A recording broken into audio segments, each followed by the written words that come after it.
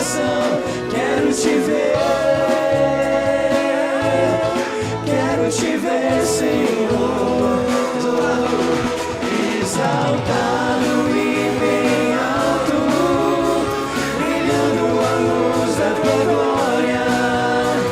Derrama teu amor e poder, pois tu és santo, santo, santo. Exaltado e bem alto, brilhando a luz da tua glória. Derrama teu amor e poder, pois tu és santo, santo, santo. Abra os olhos do meu coração, abra os olhos do meu coração. Quero te ver, Senhor. Abra os olhos do meu coração, abra os olhos do meu coração. Quero te ver, Senhor, exaltado e bem alto, brilhando a luz da tua glória. Derrama teu amor e poder, pois tu és santo, santo, santo. Exaltado e bem alto, brilhando a luz da tua glória. Derrama teu amor e poder, pois tu és santo, santo, santo. Santo, santo, santo. Santo, santo, santo. Santo, santo, santo. Quero te ver. Mais uma vez, santo. Santo, santo, santo. Santo, santo, santo. Santo, santo, santo. Quero te ver.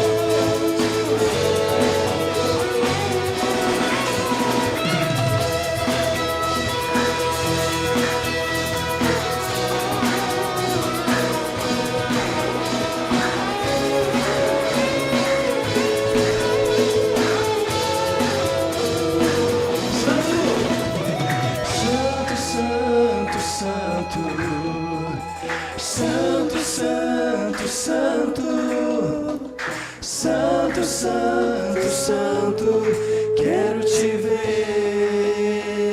Vamos lá, sua igreja, Santo. Santo, Santo, Santo. Santo, Santo, Santo. Santo, Santo, Santo, quero te ver. Louvado seja o teu santo nome, Pai. Eu almejo por isso. Você almeja por isso, irmão? Oh, glória. Amém. O Senhor, nosso Rei. E acima de tudo, acima de todos, está o Senhor entronizado. Amém? Vamos declarar isso, declarar que Ele é o nosso Rei, que Ele governa sobre tudo, governa sobre o universo. Não há igual ao nosso Senhor Jesus. Amém?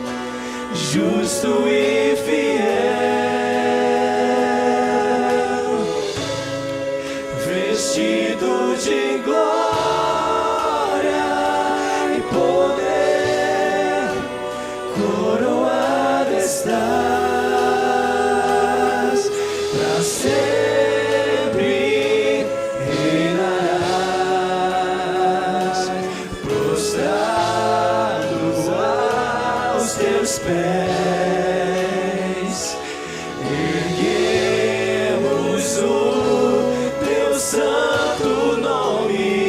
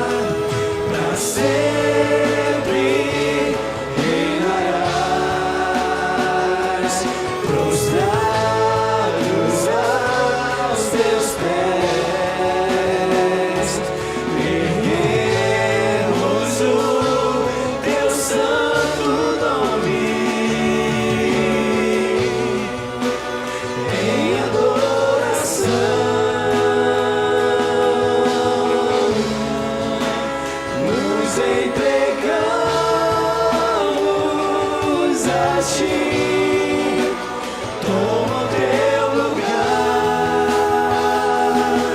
e habitas entre nós,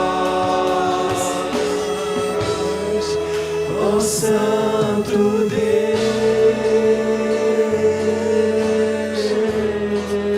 ó Santo Deus, ó Santo Deus, Santo Deus, Santo Deus, Santo Deus, Santo Deus, Santo Deus, Santo Deus, ó Santo Deus, Santo Deus, Santo Deus, Santo Deus, Santo Deus, Santo Deus, Santo Deus, Santo Deus, Santo Deus, Santo Deus, Santo Deus, Santo Deus, Santo Deus, Santo Deus, Santo Deus, Tu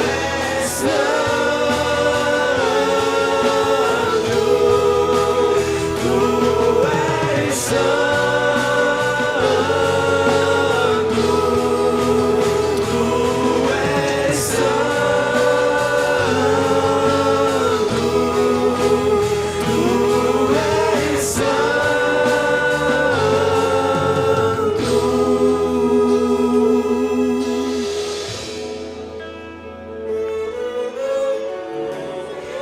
Declaramos que Tu és santo, Senhor Jesus. Que Tu reinas, governas sobre tudo, sobre todos. Não há outro igual a Ti, Senhor Jesus. Tu és o Senhor dos senhores, o Rei dos reis.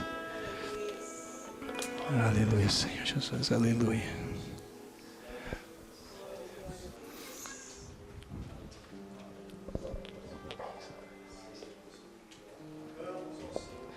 Aleluia, Pai, continue louvando, continue adorando.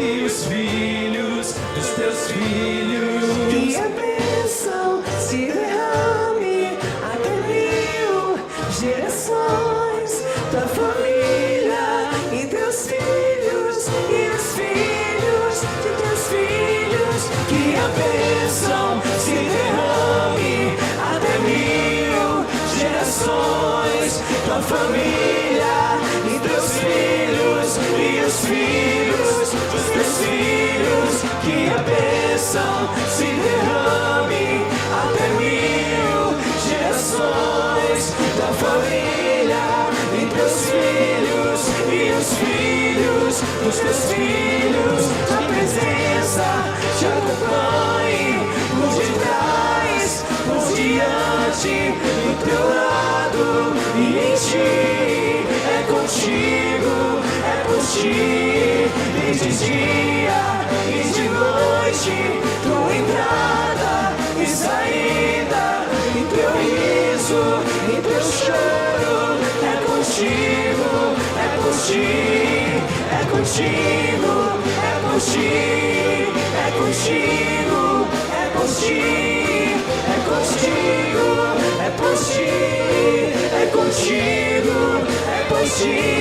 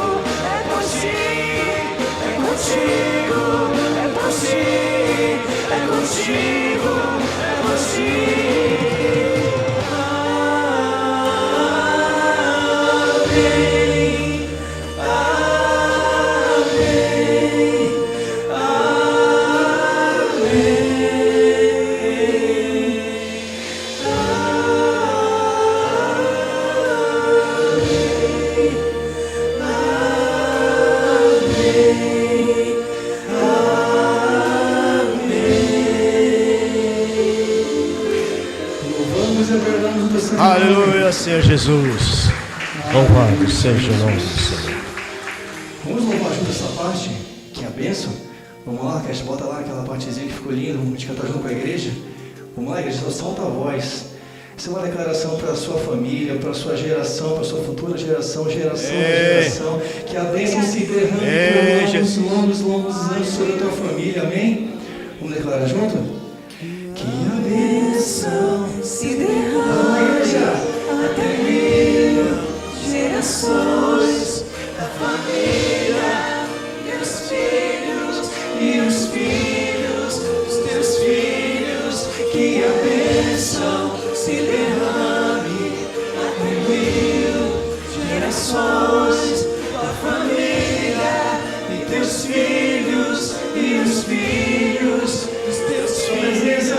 Sua presença te acompanha por detrás, por diante,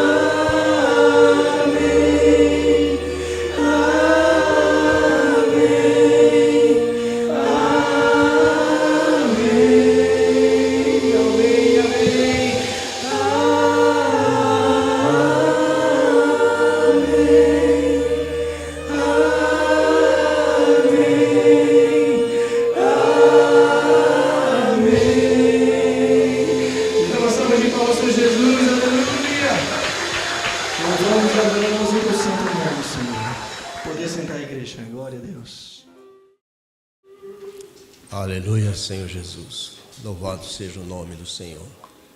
Que a bênção realmente seja sobre a sua vida, sua casa, sua família, e isso se estenda às gerações.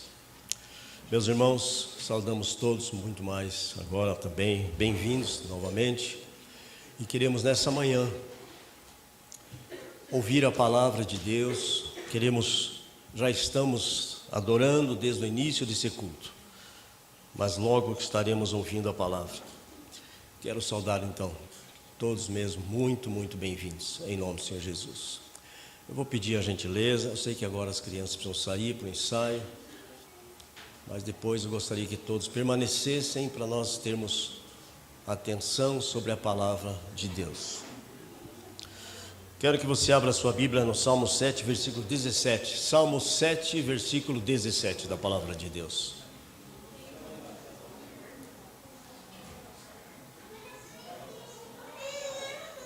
Salmo 7, versículo 17, palavra de Deus. Eu renderei graças ao Senhor, por causa da sua retidão. Cantarei louvores ao nome do Senhor Altíssimo. Não sei qual o propósito que você fez agora de manhã. Pelo menos eu tenho esse pensamento, esse hábito. A parte da manhã, uma parte de consagração. Na primeira oração da manhã, consagramos nossas vidas ao Senhor. E também fazemos o nosso propósito. Você pode fazer isso também como prática na sua vida. Acordou de manhã, antes de qualquer coisa, qualquer preocupação, faça um propósito com Deus. Nós acabamos de cantar que a bênção de Deus seja sobre a sua vida e sua família. É uma bela oração nesse começo de manhã. Também, eu sempre penso assim, domingo, meus irmãos, é um dia muito especial, é um dia que nós nos reunimos para ouvir a palavra de Deus. Domingo passado nós ouvimos a mensagem que a pastora ministrou. Obedecer é uma decisão. Na sua vida, tudo o que você precisa de decidir. É uma decisão. Se você não faz isso e vai dizer, eu quero a partir de agora, decidir, cada manhã, consagrar a minha vida, consagrar a minha família, em nome do Senhor Jesus. Decida isso. E você render, que nem diz o Salmo, eu renderei graças ao Senhor, é uma decisão. Não depende de sentimento, depende de fé e decisão. A nossa fé é que determina onde nós vamos chegar. Então, quando você decide e crê no Senhor Jesus, você avança. E eu quero deixar essa palavra, então, nessa manhã, para você. Por exemplo, uma outra situação que você precisa decidir isso já em casa. Quando você vai ofertar ao Senhor, já faça com antecedência. Transmita no Pix, depois traz um papelzinho E aí, na hora de consagrar, consagramos todos juntos. E eu já disse isso para vocês, agora nós estamos aqui com um grupo ainda menor da igreja, mas a gente vai estar ministrando isso, porque é uma visão de como obedecer ao Senhor, de como fazermos as coisas que chegam ao coração de Deus. Fazer as coisas já pensando, planejando o que nós fazemos. Agora está chegando o Natal, nós estamos já celebrando, pensando no Natal. Você, certamente, para fazer as coisas, você vai pensar, planejar. Então eu quero que você pense sobre isso, em nome de Jesus, porque é importante. A nossa decisão, a nossa obediência determina o quanto eu tenho fé em Cristo Jesus e quanto eu quero andar pela fé. Eu renderei graças ao Senhor por causa da sua retidão, cantarei louvores ao Senhor Altíssimo. Amém. Vamos orar então. Se fica em pé, por favor. Vamos colocar as nossas vidas agora, pensando nisso, pensando também num propósito. Senhor, fala comigo nessa manhã, fala comigo e renova-me, restaura-me. Senhor, quero ter essa fé, a fé que a palavra do Senhor tem apresentado. Senhor Deus, nós queremos agradecer-te, porque tudo isso foi pago lá na cruz do Calvário. Tudo isso o Senhor Jesus levou sobre si, os nossos pecados, Deus. A partir do meu e do nosso arrependimento somos perdoados. Portanto, eu peço em nome do Senhor Jesus que nessa manhã o Teu Espírito Santo, Deus, nós usamos uma palavra, nós sabemos que o Senhor pode mover do jeito que o Senhor sabe e conhece os corações, mas sempre dizemos: Senhor, passeia em nosso meio e trabalhe a cada coração. Deus, que saiamos dessa casa de oração nessa manhã, renovados, restaurados, animados, confiantes nas Tuas promessas, pois o Senhor é Deus presente, Deus onisciente e conhece tudo da nossa vida, em nome de Jesus. A minha gratidão, Pai, a nossa gratidão em nome de Jesus. Amém, Senhor. Amém, amém. Você pode sentar-se em nome do Senhor Jesus.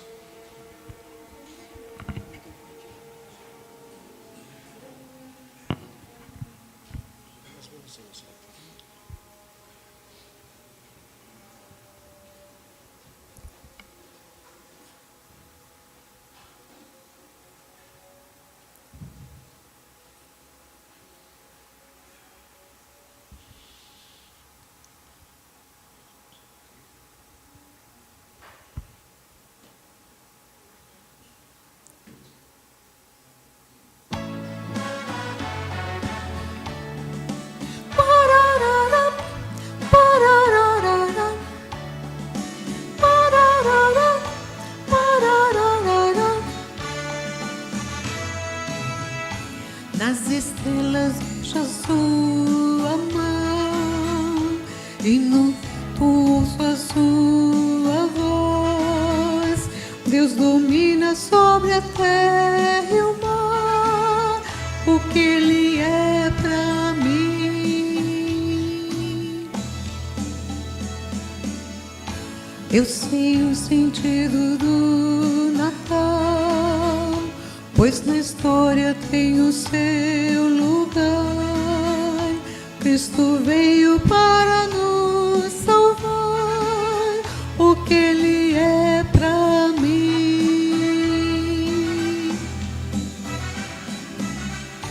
É que um dia seu amor senti, sua imensa graça recebi.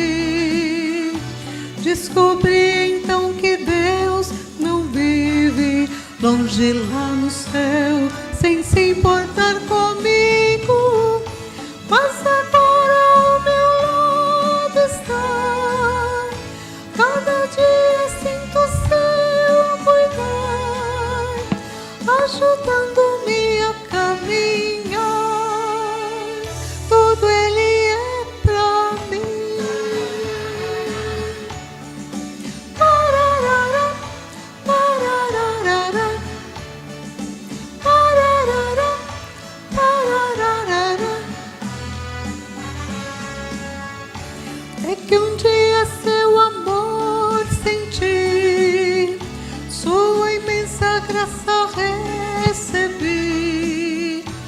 Descobri então que Deus não vive longe lá no céu, sem se importar comigo, mas agora ao meu lado está.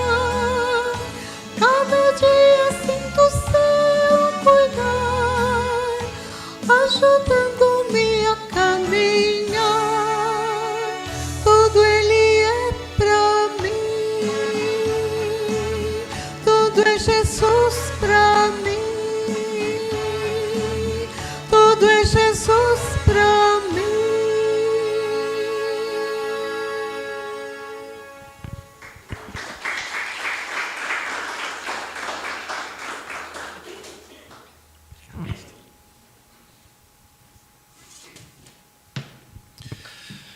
Bom dia, irmãos. Graça e paz do Senhor Jesus. Bom estarmos juntos, bom podermos servir ao Senhor. Louvar o seu nome, né? Que bênção, que bênção. Louvar e ouvir louvores e orar e ficar perto da palavra do Senhor. Que Deus nos abençoe grandemente em nome de Jesus. Quem está feliz hoje? Está bonito lá fora, né? Está sol, né? Está chovendo muito, mas graças a Deus hoje fez sol. Queria que você abrisse a sua Bíblia, meu amado irmão, no segundo livro de Reis, no capítulo 13. Vamos estudar a palavra de Deus a partir do verso 14. Se for colocar aqui, se fosse a versão internacional era melhor, não sei como é que você está. Temos várias versões ali no computador, mas aí a gente vai lendo aqui, os irmãos vão acompanhando ali, né? Segundo livro de Reis, capítulo 13, a partir do verso 14. Muito bem. Diz assim a palavra, irmãos: ora, Eliseu estava sofrendo da doença da qual morreria. Então Joás, rei de Israel, foi visitá-lo e, curvando-se sobre ele, chorou gritando: meu pai, tu és como os carros e os cavaleiros de Israel. E Eliseu lhe disse: traga um arco e algumas flechas. E ele assim o fez. Pegue o arco em suas mãos, disse ao rei de Israel. Quando o pegou, Eliseu pôs suas mãos sobre as mãos do rei. Ele disse para abrir a janela que dava para o leste e atirar. O rei o fez. Então Eliseu declarou: esta é a flecha da vitória do Senhor, a flecha da vitória sobre a Síria. Você destruirá totalmente os arameus em Afeque. Em seguida Eliseu mandou o rei pegar as flechas e golpear o chão. Ele golpeou o chão 3 vezes e parou. O homem de Deus ficou irado. Ele disse: você deveria ter golpeado o chão 5 ou 6 vezes, então iria derrotar a Síria e a destruiria completamente, mas agora você a derrotará somente 3 vezes. Então Eliseu morreu e foi sepultado. Ora, as tropas moabitas costumavam entrar no país em todas as primaveras. Certa vez, enquanto alguns israelitas sepultavam um homem, viram de repente uma dessas tropas. Então jogaram o corpo do homem no túmulo de Eliseu e fugiram. Assim que o cadáver encostou nos ossos de Eliseu, o homem voltou à vida e se levantou. Hazael, rei da Síria, oprimiu Israel durante todo o reinado de Joacás. Mas o Senhor foi bondoso com eles. Esse verso 23 é muito importante, irmãos. Teve compaixão e mostrou preocupação por eles, por causa da sua aliança com Abraão, Isaque e Jacó. Até hoje ele se dispôs a destruí-los, até hoje ele não se dispôs a destruí-los ou eliminá-los de sua presença. E Hazael, rei da Síria, morreu, e seu filho Ben-Hadad foi o seu sucessor. Então Joás, filho de Joacás, conquistou de Ben-Hadad, filho de Hazael, as cidades que em combate Hazael havia tomado de seu pai Joacás.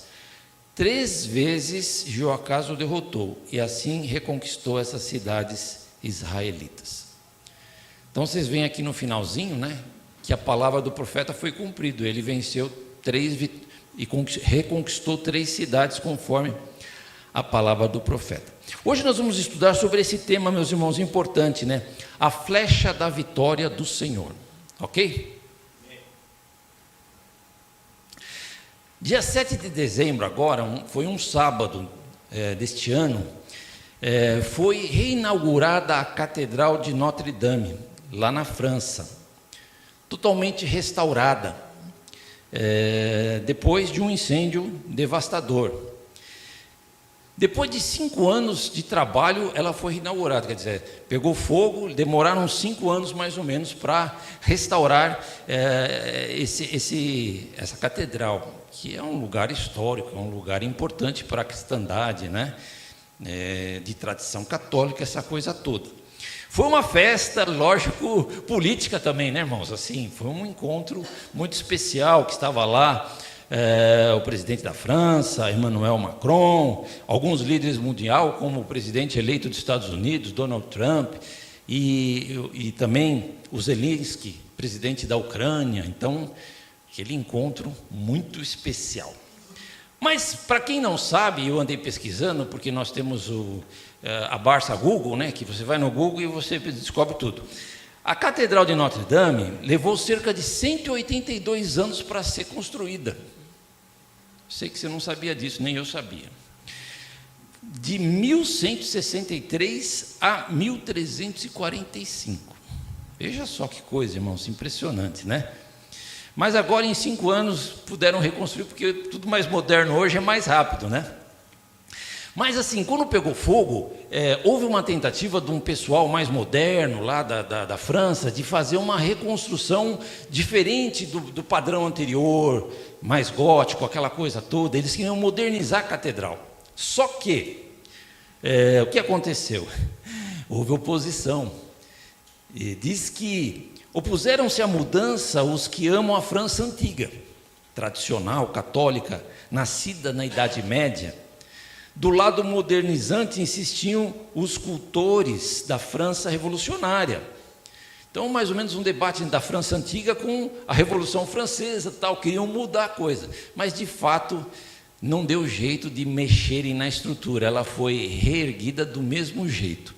E eu vou mostrar uma foto para vocês, porque há uma coisa interessante na Catedral de Notre Dame, que é uma flecha de 168 metros, que é um fio agudo que vai até o topo, muito bonito, e que tem uma cruz e um galo em cima. E nós vamos esperar chegar essa imagem aqui, ó, chegou a imagem. Vamos ver, aí. Essa é uma flecha, né, que é uma torre que vai até o alto, 168 metros. Vê se você põe a outra, eu acho que a outra vai ficar melhor para a gente ver. Aí, ó, ficou melhor. A catedral aqui e essa flecha. E em cima da flecha tem uma cruz e tem um galo. E o galo representa tanto a vigilância quanto a ressurreição de Jesus. Por que eu coloquei essa ilustração? Porque tem uma flecha ali. E hoje nós vamos falar de flecha. A flecha da vitória do Senhor. Na minha vida, na tua vida, para a glória de Jesus. Quem quer vencer com Jesus, diga amém. Diz lá, um templo suntuoso dedicado ao Ser Supremo, pastor Pedroso. Pouco de história, né, irmãos? Tão pouco divulgado a história, as coisas passam tão rápido, as notícias vêm e vão, e a gente às vezes não dá um valor de coisas que são importantes na vida. Quantas vezes o arco e a flecha foram usados nas batalhas ao longo dos séculos, irmãos? Tempos diferentes, evidentemente, né? Com menos tecnologia, hoje temos as bombas, os mísseis e tudo mudou. Por exemplo, na literatura inglesa, nós temos um personagem mítico chamado Robin Hood. Acho que todos já ouviram falar de Robin Hood aqui, né? Que, segundo a tradição, ele viveu no século VII, durante o reinado de Ricardo Coração de Leão, e era conhecido por roubar dos ricos e dar aos pobres, lutando contra a tirania dos senhores da terra. Quantos filmes não tem sobre isso, desenhos, né? Se você for na internet e buscar lá Robin Hood e imagem, sempre vai aparecer a imagem do Robin Hood com um arco e flecha. Olha aí. Temos mais uma imagem aqui. Aqui é até de um filme, né? Príncipe dos Ladrões. Não é essa a ilustração que eu quero trazer para a gente, viu, irmão? Não é para ser ladrão, não é para roubar ninguém, não é essa. A ilustração é o arco e a flecha, que está presente nesse negócio do Robin Hood. Obrigado, Paulo Igarus. Agradeço aí o pessoal da força aí para a ilustração. Arco e flecha, irmãos, arco e flecha sempre está presente nas guerras, né? A Bíblia fala de situações de arco e flecha. Por exemplo, o rei Acabe foi atingido numa guerra acidentalmente por uma flecha no meio da armadura dele. E houve uma palavra de Deus profética sobre ele, que ele morreria e que os cães iam lamber o sangue dele. Ele estava ali na carruagem, aí ele foi retirado rapidamente, a guerra continuou, mas o sangue escorreu e Acabe morreu. No final do dia, levaram a carroça dele para lavar lá num riacho e tal, e os cães vieram e lamberam realmente o sangue de Acabe, conforme a palavra de Deus tinha vindo para a vida dele. Mas ele foi atingido, então, por essa flecha atirada por arco. Há uma menção de flecha no Salmo, por exemplo, 64, em 2 versículos. Nós vamos ver lá, o salmista está falando de guerra, de dificuldade, das lutas que Israel tinha com os inimigos e da proteção de Deus. Ele vai citar nesse salmo 2 flechas. Verso 3, por exemplo, do Salmo 64, vai dizer: dos inimigos, irmãos, eles afiam a língua como espada e apontam como flecha, palavras envenenadas. Interessante, né? Aqui, tanto a espada quanto a flecha simboliza palavras envenenadas. Cuidado com as suas palavras, irmãos, que elas sejam setas abençoadoras de vidas, né? E não palavras de julgamento, de condenação, de falar mal dos outros. Cuidado com as palavras envenenadas, pode ser uma flecha ruim. E aí vem o verso 7 que diz assim: mas Deus atirará nele suas flechas, repentinamente serão atingidos. Então o salmista tinha aquela confiança que Deus lutava por Israel, abençoava Israel e estava presente nas batalhas. Essa ilustração. Uma outra passagem interessante e até mesmo poética é o Salmo 27, que fala da família e compara a flecha como os filhos da mocidade de um varão. Aqui não são as filhas, tá, irmãs? Porque as filhas seriam rosas. E na hora da guerra, a rosa não adianta muito, precisa ter flecha. Então, na verdade, eram os homens que eram guerreiros e defendiam o clã do seu pai. Então, vai falar lá no Salmo 27, verso 3: os filhos são herança do Senhor. Quem crê nisso, diga amém. A gente vive falando esse texto, né? Uma recompensa que eles dão, como flecha na mão do guerreiro, são os filhos nascidos da juventude. Como é feliz o homem, como a sua aljava está cheia deles. Não será humilhado quando enfrentar seus inimigos no tribunal. Um tempo que se tinha muitos filhos, era diferente, então o clã era grande, né? Hoje mudou tudo isso, mas uma ilustração bonita sobre flecha. Mas então, dando essa introdução e pensando um pouco sobre flecha, vamos pensar no texto que nós trouxemos e no tema, a flecha da vitória do Senhor. E eu queria aqui pensar em alguns ensinamentos. Primeiro, trabalhando para Deus até o fim. Repita comigo, irmão. Trabalhando para Deus até o fim da vida, né?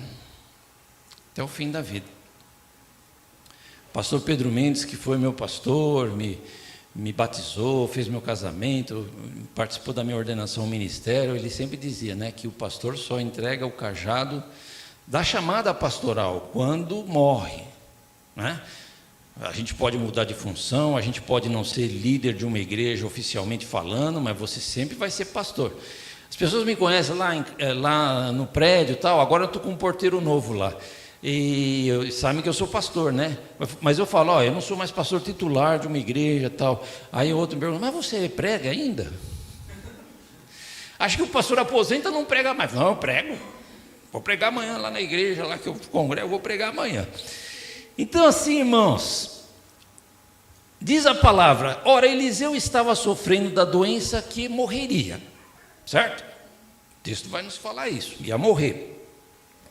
Todos nós vamos morrer um dia. E Eliseu recebeu a visita do rei de Israel.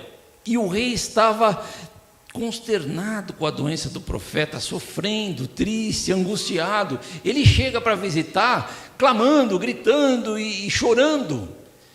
Já, tipo assim, né? Pré-morte, né? Porque quando morria alguém muito importante ali, o pessoal ficava triste, até rasgava a veste, tinha aquelas coisas de prantear.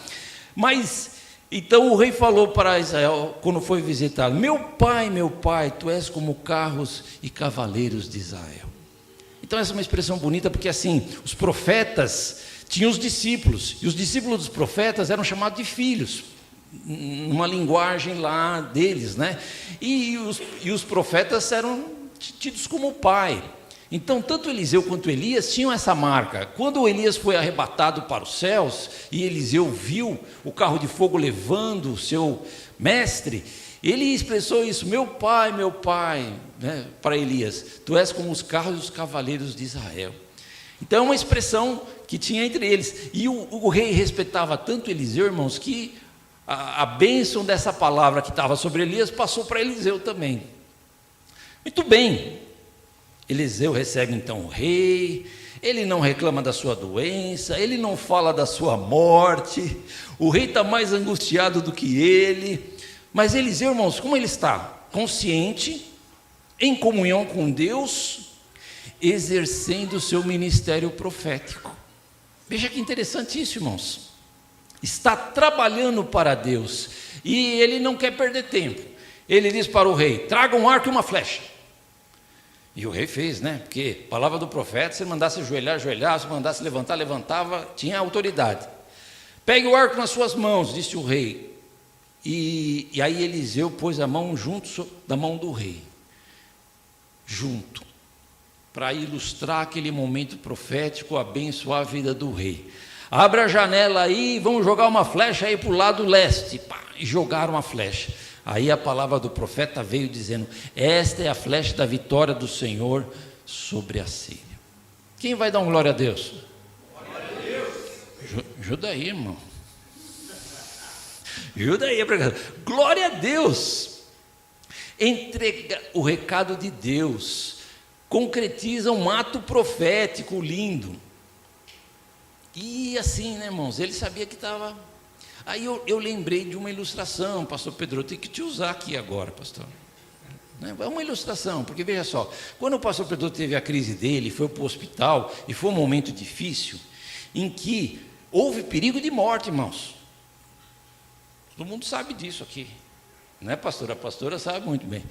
E quando o pastor chegou lá, com as costelas quebradas, mais vivo, graças a Deus, né, pastor? O que aconteceu? Ele, orando e chorando, falou para a pastora assim: eu quero continuar trabalhando e servindo ao Senhor. Foi isso, pastor? E não pensou em outra coisa: eu quero viver para viajar, eu quero comer um bolo gostoso, eu quero fazer outras coisas interessantes. Não.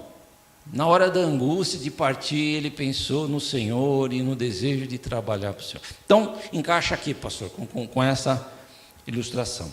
Então, primeira aplicação, meus amados irmãos: vamos servir, vamos trabalhar para o Senhor Jesus até o final das nossas vidas. Não vamos deixar nada atrapalhar essa caminhada de fé. Como é bonito ver a igreja, o pessoal aqui tocando, vieram ensaiar, dá trabalho. Tudo dá trabalho, mas é trabalho para o Senhor. Quem cuida das crianças, quem faz a limpeza do templo, quem prepara lá os cafés da comunhão, gostoso para a gente, e todos nós estamos de alguma forma envolvidos no reino de Deus, não só na igreja local, irmãos, mas, né? Quem quer servir ao Senhor até o fim, diga amém. Até o fim, vai virar o ano, 2025, o que eu quero 2025? Servir ao Senhor, com intensidade, da melhor maneira que eu puder, em nome de Jesus. Eu creio, irmãos, que essa, pastor, é uma posição interessante, que Eliseu nos dá esse exemplo. Está morrendo, mas está profetizando. Missionário Nils Peter Scurry, que eu conheci bem, pastor Pedroso e pastora Sandra, ele faleceu acometido de câncer, Mas lá no hospital, quando ele estava internado, o filho dele, que é médico oncologista, o que é né, as coisas da vida, né? Esqueci até a palavra agora. Não entendi. Coincidência, os paradoxos da vida, né? O filho foi estudar oncologia e o pai depois acabou morrendo de câncer, né? Mas diz que ele estava ali e o filho ia visitar. Sabe o que acontecia? Ele recebia o filho, falava em língua e entregava a mensagem para o filho, pastor Pedro. Lá no hospital, trazia profecias e falava para o filho coisas de Deus. É interessante isso. Bom, segunda coisa que a gente aprende aqui, com licença, irmãos.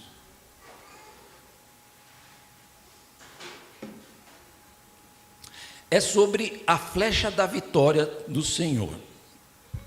Israel estava em luta com a Síria. E o mundo é interessante, né, irmãos? Por quê? Esses dias a Síria está na mídia, nas notícias. Depois de 14 anos de guerra civil, conseguiram despachar, desculpa essa expressão, está gravando, né?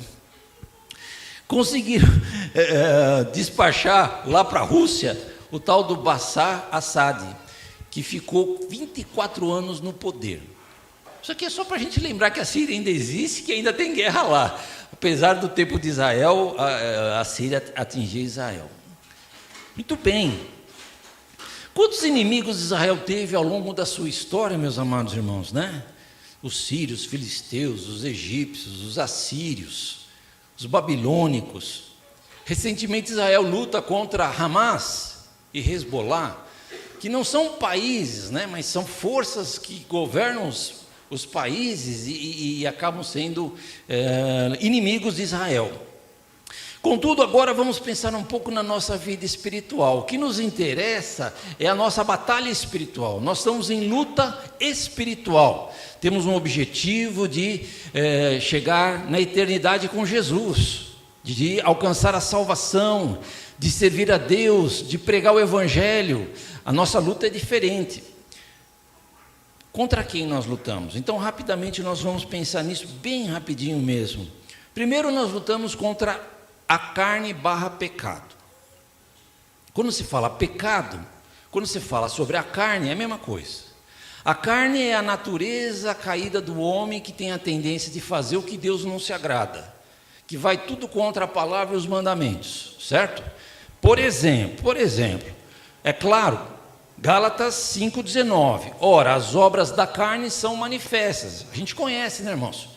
Imoralidade sexual, libertinagem, idolatria, feitiçaria, ódio, discórdia, ciúmes, ira, egoísmo, dissensões, facções, inveja, embriaguez, orgias e coisas semelhantes. Está escrito lá. É a carne. E tudo isso que se pratica é pecado. Então é uma luta. Hebreus 12:4 vai dizer: na luta contra o pecado, vocês ainda não resistiram até o ponto de derramar o próprio sangue. Então, há uma luta, né? Viver em santidade. Se você chegar e falar assim, olha, o ano 2025 eu quero viver em santidade, é uma coisa bonita, um bom desafio. E é dia após dia, porque a carne está aqui ainda, as tentações existem. Se a gente não for controlado pelo Espírito em todos os sentidos de uma plena comunhão, a gente fica nervoso, a gente xinga, brinca no trânsito, o casal às vezes discute, bate boca. Ser dominado por Deus e pelo Espírito Santo, irmãos, é um negócio sobrenatural. E nós temos que desejar isso, buscar isso. É uma luta. Luta contra a carne, contra o pecado. Mas Cristo venceu, louvado seja o nome do Senhor. Ele derramou o sangue precioso na cruz do Calvário para perdoar os nossos pecados. João vai escrever, se nós pecarmos, não é para pecar, mas se pecar, temos um advogado perante o Pai, Jesus Cristo justo, que nos ajuda. Então, irmão, nós precisamos da ajuda de Deus nessa luta contra o pecado, sempre, sempre e sempre. Uma segunda luta é contra os anjos caídos. Como é que eu falei, irmãos? Anjos Aí. Inclusive foi interessante que hoje eu estava ouvindo Apocalipse 12, a gente está lendo Apocalipse agora, né? E lá fala do dragão, da mulher que foi perseguida, etc. e tal. E fala exatamente sobre o nosso inimigo, que é o dragão, Satanás, o diabo, a antiga serpente, está escrito lá. E que com a cauda pegou 1/3 das estrelas e jogou sobre a terra. Que no mundo espiritual isso significa a rebelião dos anjos, que 1/3 dos anjos se rebelaram contra Deus e foram jogados aqui na terra.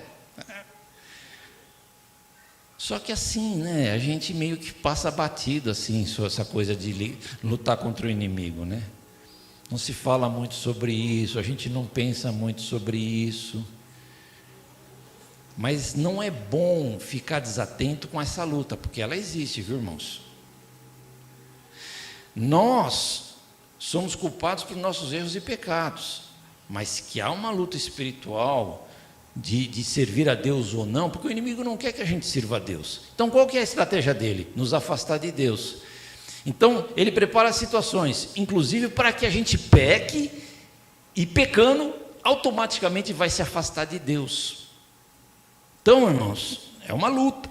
Efésios vai dizer lá, Efésios 6,12: pois a nossa luta não é contra pessoas, mas contra poderes e autoridades, contra os dominadores desse mundo de trevas, contra as forças espirituais do mal nas regiões celestiais. Essa é uma luta. Então nós precisamos do quê? Da armadura de Deus. O que nós precisamos? Capacete da salvação, couraça da justiça, nos vestir com o cinto da verdade, né? Usar as sandálias de Deus, que é a preparação do evangelho da paz. Nós precisamos do escudo da fé, por causa dos dardos do inimigo que vem contra nós, e da espada do Espírito. O que é a espada do Espírito, irmãos? Palavra de Deus. Palavra de Deus. Então nessa guerra espiritual, irmãos, nós temos a palavra de Deus. Quem está comigo, diga amém. Amém. Esteja comigo e com Jesus, tá, irmão? Porque o negócio é estar com Jesus, né? O terceiro inimigo, vamos caminhando aqui. Terceiro inimigo, a morte. Então, vê, irmão, quantos inimigos nós temos? O pecado barra carne, Satanás, os anjos caídos, principados e tal, é inimigo. E a morte é inimigo. Por que a morte é inimigo? Porque a morte, ela causa dor, e a Bíblia diz que ela é inimigo. Vou ler depois o texto. Eliseu estava doente para a morte. A morte vem, irmãos. Não é uma notícia boa, mas eu tenho que dizer. De maneira natural ou não. Certo? Dia 5/12 agora, uma médica militar da Marinha estava dando uma palestra no hospital no Rio de Janeiro, chama Gisele Mendes de Souza e Melo, 55 anos, trabalhando, dando uma palestra, pastor, que nem eu estou pregando aqui. Não deixa entrar bala perdida aqui, irmãos, pelo amor de Deus. Está lá, pastora, vem uma bala perdida ali do complexo onde que ela estava lá no Rio de Janeiro, e bate aqui na nuca dela e ela falece. Essa semana, um empresário de 49 anos, chamado Marcos Lazário, dono de churrascaria, trabalhador, um homem tal, de família, saiu com o carro para fazer as suas entreguinhas, para ir buscar os negócios e tal. Um ônibus desgovernado, sem freio, vem, bate em um monte de carro, sobe em cima do carro dele, ele morre na hora. Agora, veja, irmãos, a gente sai de casa e vai pegar o carro, você não pensa que vai morrer, né, pastor? Então, irmãos, a morte vem, e é um inimigo cruel, com ela vem a dor da separação, mas Jesus venceu a morte, louvado seja o nome do Senhor, e ressuscitou ao terceiro dia. Por isso Paulo, quando escreve em 1 Coríntios capítulo 15, fazendo uma apologia sobre a ressurreição de Cristo, no final lá ele vai dizer assim: onde está, ó morte, a tua vitória? Quando a morte vier, fala assim: venci você, venci, te matei. Onde está? Ó morte, o teu aguilhão. Aguilhão é uma agulha, uma coisa que espeta, que fere. O aguilhão da morte é o pecado, e a força do pecado é a lei. Mas graças a Deus que nos dá vitória por meio de nosso Senhor Jesus Cristo. Então, irmãos, a morte é o inimigo, mas a ressurreição é a flecha do Senhor que nos dá vitória sobre a morte. Vamos ressuscitar, cremos nisso. Se Cristo vier e nós estivermos vivos, vamos ser arrebatados. É uma vitória sobre a morte. Louvado seja o nome do Senhor. Quem quer vencer com Jesus, diga amém. Amém. Vamos fechar. 3. A flecha do sobrenatural. Eliseu viveu o sobrenatural de Deus durante o seu ministério, irmãos. Nós conhecemos a história, algumas coisas que aconteceram. Por exemplo, Deus usou ele para dividir as águas do Jordão, sarar as águas de Jericó, multiplicar um azeite de uma viúva, levantar um menino dos mortos, filho da sunamita, curou pessoas que tinham sido envenenadas, curou Naamã da lepra, fez o machado flutuar e também orientou reis em tempos de guerra. Mas o sobrenatural de Deus se manifestou até após a morte do nosso Eliseu. Diz lá o verso 20: então Eliseu morreu e foi sepultado. Ora, as tropas moabitas costumavam entrar nas primaveras, e entraram, e eles viram então que as tropas estavam vindo, pegaram aquele morto e jogaram no túmulo de Eliseu. Ao tocar nos ossos de Eliseu, aquele morto voltou à vida. E eu fiquei pensando, mas como é que isso vai acontecer na vida da gente, sobrenaturais desse jeito, os milagres de Deus e o poder de Deus, né? Então veja, irmãos, eu acho que eu não falei nenhuma besteira aqui. A flecha do sobrenatural está associada à nossa fé. Quando nós temos fé, quando a gente acredita na palavra, no poder de Deus, e a gente está em comunhão com Deus, e o Espírito Santo nos dá comandos sobre situações sobrenaturais, elas vão acontecer para a glória de Deus. Certo? E a gente vê a questão da fé na questão do golpe das flechas no chão. Eliseu falou para o rei: golpeia a flecha no chão. Não disse quantas vezes ele tinha que fazer.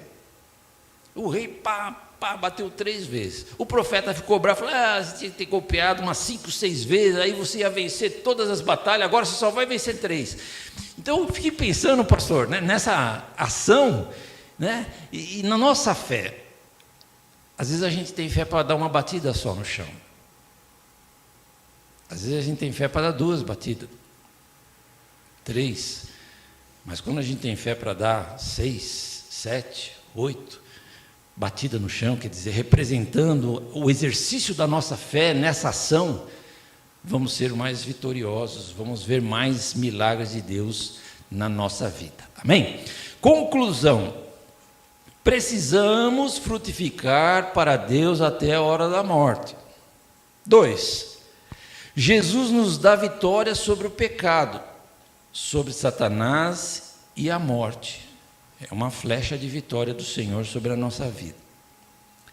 A fé nos leva à vitória e ao sobrenatural de Deus. Louvado seja o nome do Senhor. E para terminar, a flecha também simboliza a palavra de Deus, porque é a espada do Espírito. Então a mensagem é a palavra do Espírito, né? E como flecha, ela pode chegar mais longe. Sabe o que eu pensei? Eu falei, puxa vida, a flecha para levar a palavra é a tecnologia. Pelo WhatsApp, pelo Instagram, pelo Facebook, pelo antigo outro lado. Tem tantas plataformas que você pode se comunicar.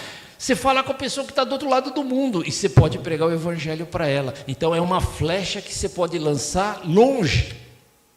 Quem concorda, diga amém.